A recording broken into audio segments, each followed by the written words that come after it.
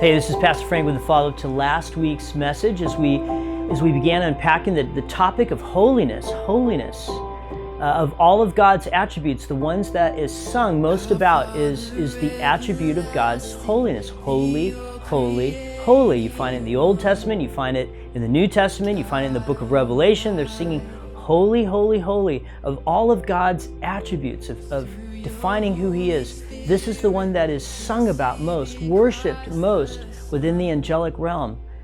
God's holiness. What does that mean? What is the holiness of God?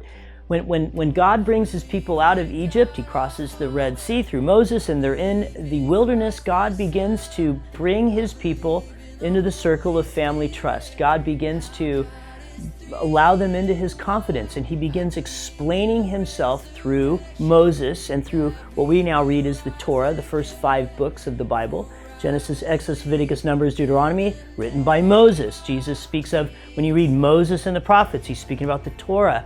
In the Torah, we begin to read that God begins setting up a tent in the desert. His people live in tent for 40 years, right? God decides, I will live in a tent and be with you. But His tent is very special, called a tabernacle. And in the tabernacle, there was a certain process people had to go through to even enter into the presence of God. God is holy. God begins revealing His holiness to you and to me, that He's separate, that He's unique. It's a moral code of purity of the being of the presence of God that just blows our minds. And even just entering into the topic of holiness, we're still left with questions and with mystery. But the point is this: God is holy, and you are not holy. If this is holy, this is sin. This is what isn't holy and what is. And for you to dwell in the holiness of God, we need Jesus.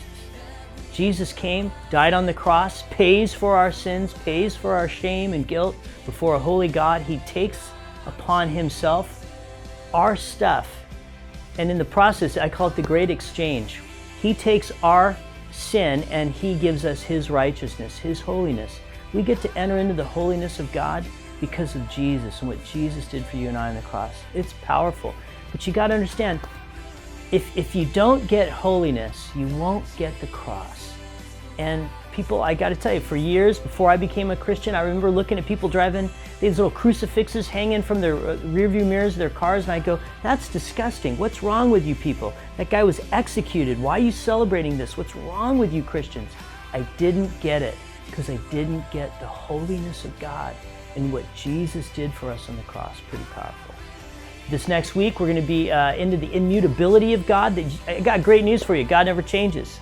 God will always be the same. It's so cool that God says, I love you, and then one day goes, I changed my mind, I don't love you anymore. That's not God. God is always the same, which is an awesome thing.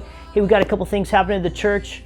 October the 4th, Sunday, October the 4th, we've got our International Christian Film Festival. I believe it starts at 4 o'clock, something like that. Encourage you to be part of that. And always, also, we've got our parenting seminar that's happening, The Art of Parenting. You should come be a part of that as well. Good things happening at our church. I hope that you are enjoying your thoughts just drifting upon the holiness of God and what that means in your life. And because of this, what does Jesus mean to you? Pretty awesome. God bless you. We'll see you next Sunday. Take care. Bye-bye.